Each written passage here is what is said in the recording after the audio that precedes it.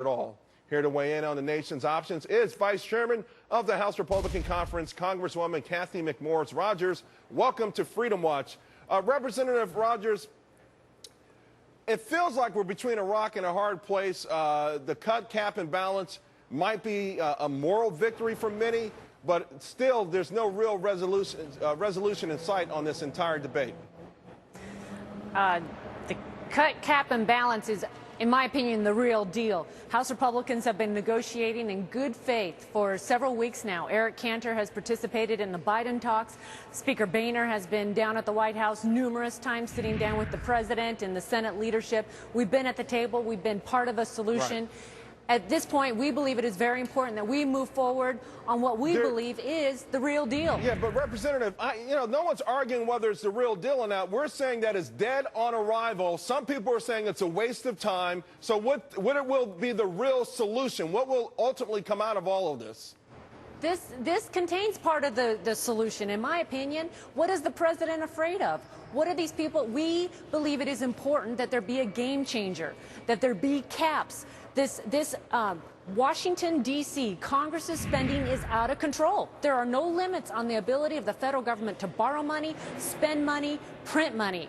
I believe very strongly in a balanced budget amendment. I believe that America wants a balanced budget amendment. It makes sense to them that there be some limit on the federal government's ability to continue to borrow, spend, and print money. Here's the problem. On Friday, the president already said there's no need for a balanced budget amendment, and that's probably going to be a no-go.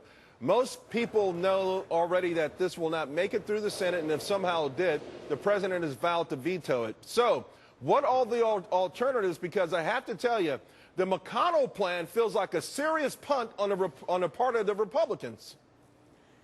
I'm not interested in the McConnell plan. I take very seriously my responsibility to guard the treasury of the federal government. That is the responsibility of the House of Representatives. I haven't given up on the balanced budget amendment. We came one vote short in 1996. Thomas Jefferson, after they'd finished writing the Constitution, talked about, if I could make one change, it would be to limit the federal government's ability to borrow money, and alluded to a balanced budget amendment needed for the Constitution. It's a debate that's taken place throughout the history of our country. Well, excuse me, with all due respect, we know historically how long this debate has lasted, but what we're talking right now are solutions. What ultimately is going to come out of this? Are you prepared to stand behind either a cut, cap, and balance, or nothing else? Have you drawn a line in the sand? I am looking for that game changer. I am looking for something that shows that we are cutting up the credit cards, that we are changing course. And yes, I believe cut, cap, balance is part of a solution.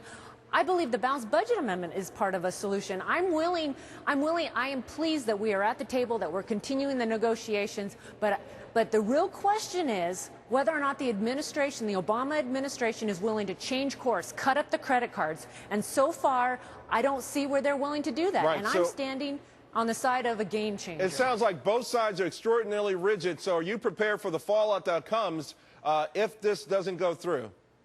Yes or no? I'm very concerned.